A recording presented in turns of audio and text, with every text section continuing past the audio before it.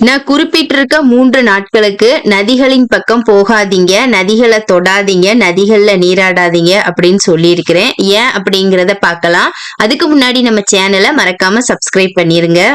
வாக்கிய பஞ்சாங்கத்தின்படி ஆனி மாதம் 32ஆம் தேதி பாத்தீங்கன்னா அதுல சர்வ நதி ரஜஸ்வலை அப்படின்ற ஒரு வார்த்தைய போட்டிருப்பாங்க.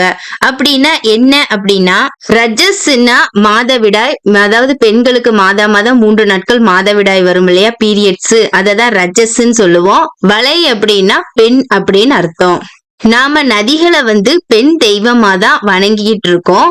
எப்படி பெண்களுக்கு நார்மலா மாதம் பீரியட்ஸ் 3 நாட்கள் வருமோ, அதே மாதிரி நதிகளுக்கும் வருடம் 3 நாட்கள் அத பீரியட்ஸ் நாட்களா, மாதவிடாய் காலமா சொல்றாங்க. இந்த சர்வ நதி ரஜஸ்வலைங்கிறது வருடம் ஆடி 1, 2, 3 ஆகிய நாட்கள்ல வரும். இந்த வருடம் ஆனி 32, ஆடி 1, ஆடி 2 ஆகிய 3 நாட்கள்ல வருது.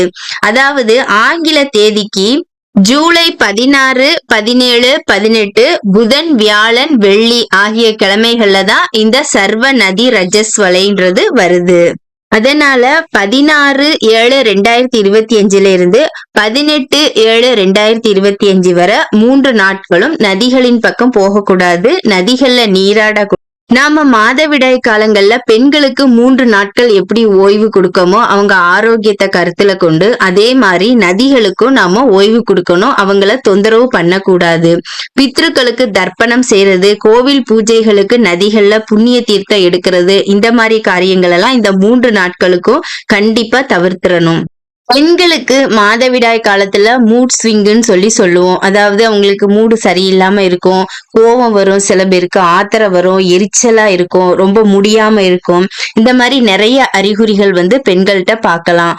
அதே மாதிரிதான் இந்த காலகட்டத்துல நதிகளும் இருக்கும். நதிகளுக்கு இந்த காலகட்டத்துல கோபம், ஆத்திரம், எரிச்சல் இந்த மாதிரி விஷயங்கள்லாம் இருக்கிறதுனாலதான் அந்த நதிகளை தொடும்போது அவங்களுக்கு இன்னுமே அதிகமா அந்த கோபங்கள் வர வாய்ப்பு இருக்கு. அது மூலமா ஆபத்துகளும் சாபங்களும் நிறைய பெறக்கூடிய வாய்ப்பு இருக்கு. அதனால கண்டிப்பா நாம அதை தவிர்த்திடணும். இத மீறி நான் நதிகள்ல நீராடுவேன், இதை நான் செஞ்சே தீருவேன் அப்படின்ற பட்சத்துல நதிகளோட சாபத்துக்கு நாம ஆளாக நேரிடும். அதனாலதான் சொல்றேன், இந்த 3 நாட்களும் கண்டிப்பா எந்த ஒரு நதிகளையுமே தொந்தரவு பண்ணாதீங்க. இது யாருக்கு மட்டும் விதிவிலக்கு அப்படின்னா, சில பேர் இறந்துருவாங்க, அவங்க இறந்தவங்களோட சாம்பலை அன்னைக்கே போய் கரைச்சிருவாங்க. அப்படி இருக்கிற பட்சத்துல அதை வச்சிருக்க முடியாது வீட்டுல. அதனால அவங்க மட்டும் அதை செஞ்சுக்கலாம், அந்த சாம்பலை நதிகள்ல விடலாம். அவங்களுக்கு மட்டும் இது விதிவிலக்கா இருக்கு. மத்தபடி எல்லாருமே இந்த வழிமுறைய கண்டிப்பா பின்பற்றணும்.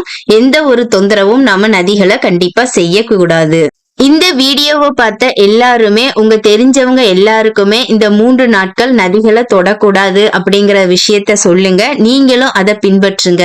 இந்த வீடியோ உங்களுக்கு பிடிச்சிருந்தா மறக்காம லைக் பண்ணுங்க, ஷேர் பண்ணுங்க, சப்ஸ்கிரைப் பண்ணுங்க.